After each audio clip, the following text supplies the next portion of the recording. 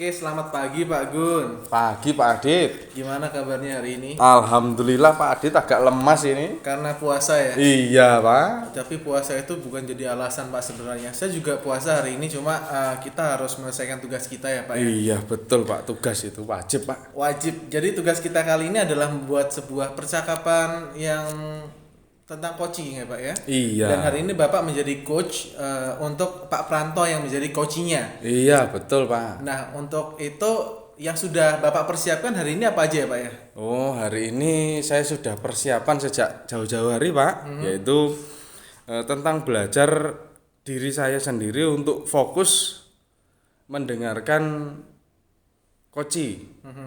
Kemudian saya juga terbuka dan rasa ingin tahu saya itu akan saya pupuk lagi. Kemudian saya juga menyiapkan diri untuk membuat rasa ingin tahu yang lebih tinggi dari sebelumnya. Dan yang terakhir adalah mencari peluang yang baru yang mungkin bisa timbul dari kegiatan coaching yang akan saya lakukan. Oke, mencari peluang yang baru dari kegiatan coaching yang Bapak lakukan. Lalu untuk kompetensi coaching yang ingin dikembangkan hari ini apa aja Pak?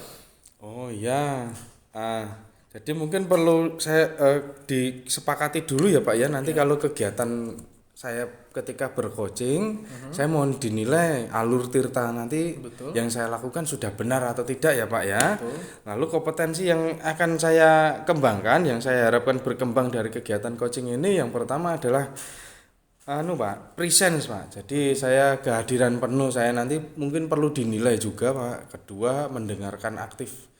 Yang saya lakukan itu saya sudah mendengarkan aktif atau belum. Dan yang terakhir itu pertanyaan saya yang saya sampaikan kepada coach nanti apakah berbobot atau malah semakin blunder Pak. Saya takutnya nanti coach saya malah lari Pak setelah coaching Pak. Niku itu saja 3 Pak. Dari ketiga itu Pak, untuk spesifik yang ingin dikembangkan bagian apa atau kompetensi apa Pak? Nah, karena kebetulan saya itu orangnya agak rame Pak, jadi saya kurang bisa mendengarkan dan saya lemah di bagian itu. Jadi mungkin yang spesifik yang perlu diobservasi itu bagian mendengarkan aktif Pak. Mendengarkan aktif. Menurut Bapak, kompetensi mendengarkan aktif itu indikator ketercapaiannya apa Pak? Yang pertama Pak, indikatornya itu kalau saya mendengarkan aktif berarti yang lebih banyak ngomong adalah coachnya Pak. Yang kedua, saya nanti bisa merangkum apa yang coach sampaikan. Jadi kalau saya bisa merangkum, otomatis saya harus mendengarkan dulu dengan seksama Pak.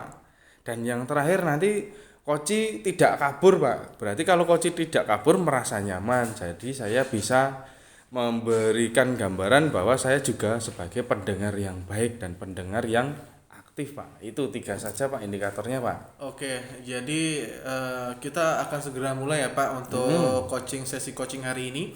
Tapi harus diingat satu, Bapak harus benar-benar bisa menampilkan konsep tirta itu Pak. Ya. Dan 3 kompetensi yang tadi Bapak jelaskan itu harus bisa nampak dalam percakapan coaching nanti. Ya, baik Pak. Oke, selamat pagi. Silakan untuk bercoaching dengan Pak Pranto ya. Iya betul Pak Pranto Pak, saya tunggu ini baru di kamar mandi beliau. Oke, siap. Yaudah Pak, terima kasih. Silakan untuk bercoaching. Terima kasih Pak Aditya, selamat pagi.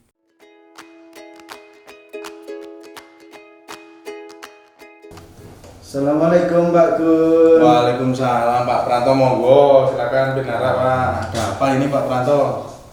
Alhamdulillah bisa sowan panjenengan. Nggih. Lenggar nggih Pak. Insya Allah Pak, saya ada waktu luang ini nanti sampai jam 3. Ada apa tumben Pak Pranto kok kesini? Minta waktunya sebentar, saya menyampaikan sedikit masalah Pak. Ya. Saya kan mengampu mata pelajaran PAI. Saya mengadakan kegiatan pembiasaan sholat duhur, sholat duha dan duhur berjamaah Ya. di sekolah itu. Nah, tapi dalam pelaksanaannya Pak, itu ada anak yang sering membuat ulah.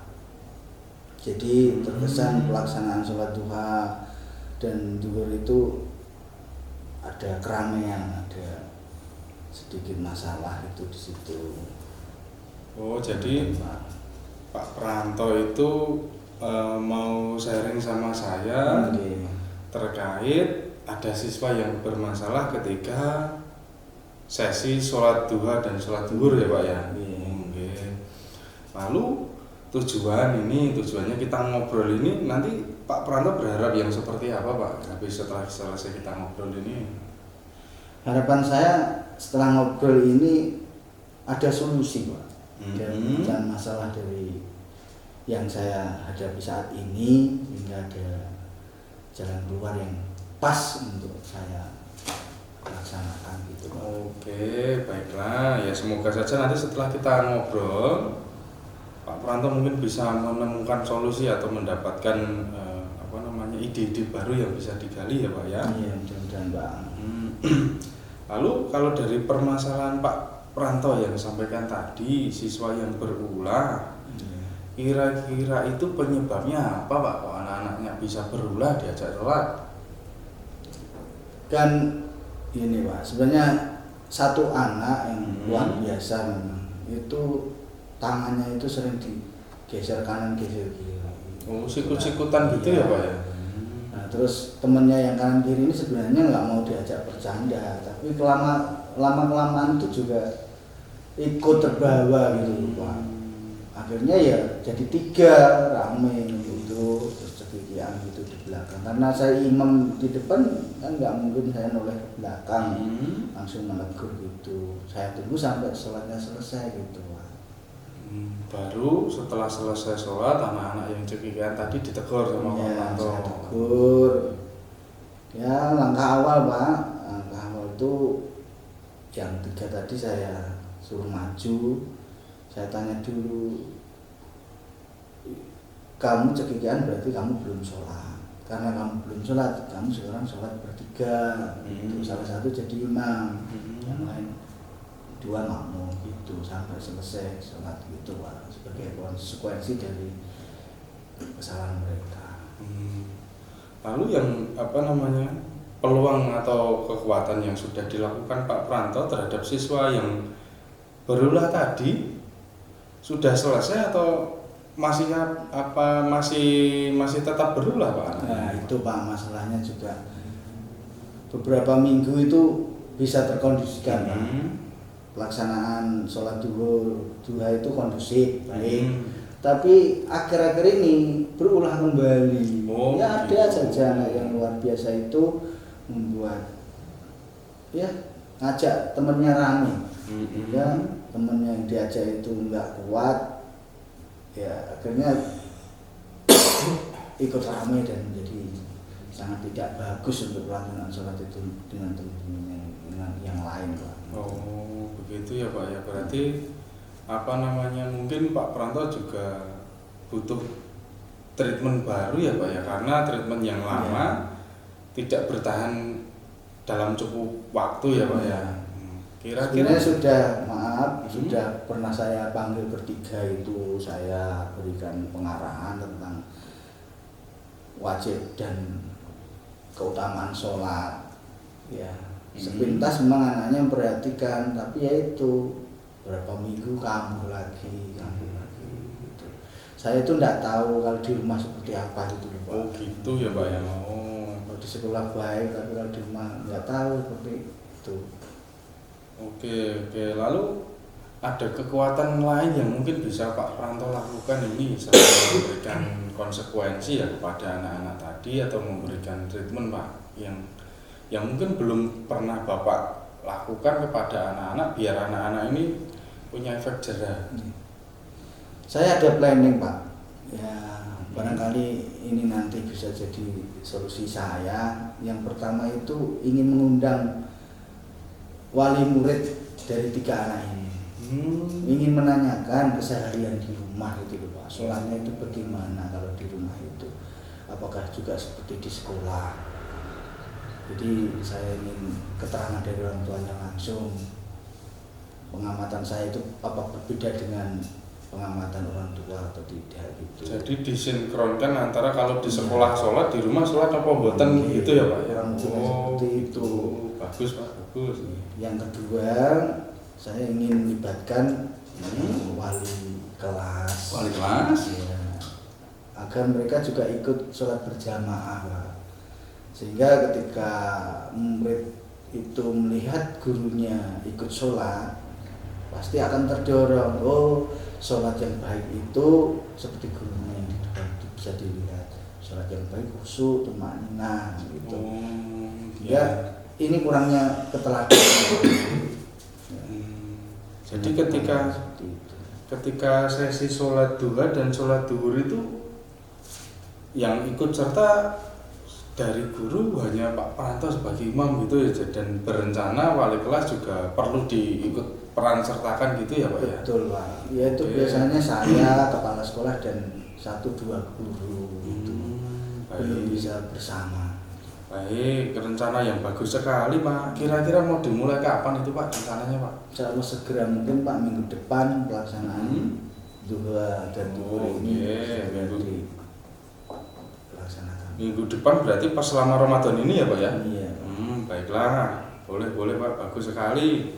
Dan ini rencana Pak Pranto saya kira juga bagus sekali, dan semoga kedepannya akan bisa berjalan dengan baik. Amin. Dan kemudian yang sudah mungkin bisa membantu Pak Pranto tadi kalau saya menyebutkan ulang, itu wali kelas juga ada, orang tua juga ada, mungkin elemen guru yang lain juga perlu membantu ya Pak ya, sebagai teladan ya Pak ya. Baiklah. Lalu saya kira kalau dari masalah Pak Pranto di awal tadi dengan rencana aksi yang akan dilakukan Pak Pranto itu akan menemui keberhasilan yang baik ya Pak ya. Insya Allah Pak. Saya Kalau kira didukung semua pihak, mudah-mudahan Pak ya. Ya semoga ini berjalan dengan baik Pak. Mungkin ada yang bisa kita perbincangkan lagi Pak. Ya, sementara itu Pak, ya doanya saja ya Pak ya. Ya. Kegiatan kami bisa lancar sehingga anak-anak pun karakternya bisa meningkat gitu Pak. Baik Pak, semoga nanti minggu depan saya bertemu Pak Pranto nanti mendapatkan kabar yang lebih baik atau kabar sangat menyenangkan hasil dari perbincangan kita kali ini ya Pak Pranto ya. Dengan senang hati Pak, kalau dengan longgar minggu depan saya soal lagi. Ya monggo silakan Pak, saya terbuka untuk Pak Pranto. Sementara tekan ngeten Pak. Iya siap. Sudah ada duhur, saya mau imam sholat. Siap, monggo Pak Pranto ndarane. Bareng Pak. Nggih, monggo ndarane. Waalaikumsalam warahmatullahi wabarakatuh.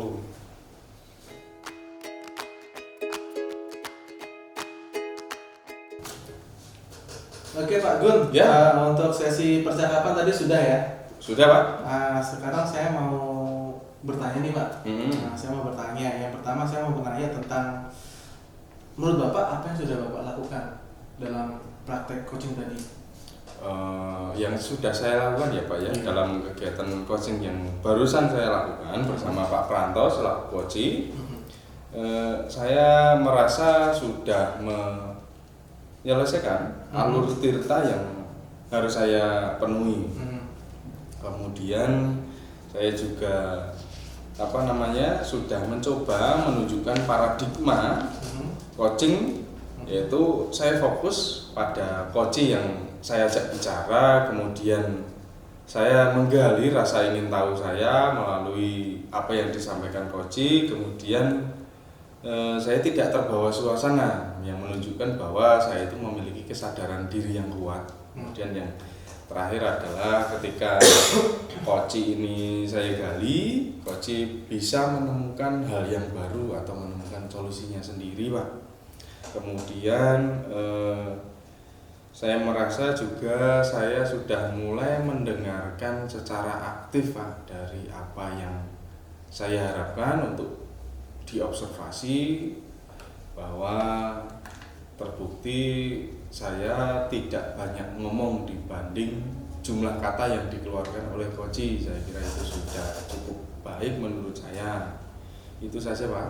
Oke, jadi secara garis besar Bapak perlu berpendapat bahwa sudah sesuai dengan tahapan tirta. Iya betul. Dan semua indikator tadi sudah tercapai ya Pak ya, yang betul. kita bahas sebelum di pra tadi ya. Iya.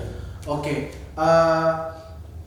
sebelumnya saya mau ngasih review Pak dari apa yang saya tulis tadi Pak tentang bagaimana Bapak dalam mempraktekkan coaching tadi dengan Pak Pranto sebagai coachingnya ya. Iya. Oke, untuk poin pertama Bapak terlihat ramah tadi Pak, dan itu bagus dalam konsep untuk mendengarkan ya Pak ya. Dan jenengan juga peka dengan masalah dan mempelajari menggali masalah-masalah itu dan menciptakan pertanyaan-pertanyaan yang pada akhirnya itu akan menggali potensi dari coaching itu sendiri. Itu poin dari saya. Lalu Bapak juga mengajukan atau menggali tujuan awal tadi Pak di depan ya. Sudah dilakukan identifikasi masalah juga akhirnya ketemu. Lalu untuk kata kuncinya tadi apa ya Pak? Kata kunci yang ke Pak Pranto ya. Iya. Kata kuncinya itu adalah siswa yang butuh perhatian Pak sebenarnya Pak. Oh gitu. Iya. Jadi siswa yang butuh perhatian karena tidak sholat itu ya Pak tadi. Iya. Oke. Dia mencari perhatian dengan membuat kegaduhan Pak. Over. Oke, selain itu untuk semuanya saya kira Bapak sudah benar tahapan tirta dilakukan dengan runtut ya sesuai runtutannya. Terus untuk kompetensi mendengarkan saya kira Bapak juga tadi ngambil kesimpulan juga. Jadi dari cerita Pak Pranto tadi Bapak menelaah lebih dalam dan membuat sebuah kalimat kesimpulan yang dikonfirmasi lagi kepada Pak Pranto. Saya kira itu bentuk dari konsep mendengarkan yang baik Pak dan aktif itu. Lalu Pak, saya mau tanya untuk terakhir kali Pak, kompetensi lain apa Pak? Dari 3 itu Bapak tadi kan sudah mendengarkan. Nah, kedepannya Bapak mau kira-kira mau ngembangin kompetensi yang mana ya? Kalau saya sudah merasa ini mendengarkan dengan aktif, saya sudah bisa dikatakan cukup baik. Saya mau meningkatkan yang satu lagi Pak, yang ini Pak, memberikan pertanyaan yang berbobot Pak. Karena jangan sampai ketika saya melakukan kegiatan coaching nanti saya jadi bleber kemana-mana Pak. Jadi takutnya nanti sumber masalahnya itu ternyata lebih dari satu titik yang kita bahas. Nah nanti jadi bahas bleber kemana-mana, malah kita lupa waktu nanti Pak, terbawa suasana Pak. Ya itu intinya bagi kita semua ya Pak, buat saya dengan semuanya yang penting kan kita saat ini latihan ya Pak ya. Iya betul Pak. Agar semakin lancar dalam proses untuk coaching ini. Ya itu Pak dari saya kira udah luar biasa Pak Agun hari ini dibantu dengan Pak Pranto sebagai coaching. Untuk itu kami akhiri juga sampai di sini dulu untuk tugas kali ini ya, tugas demonstrasi kontekstual kali ini. Sampai jumpa di tugas selanjutnya. Wassalamualaikum warahmatullahi wabarakatuh. Waalaikumsalam warahmatullahi wabarakatuh. Bina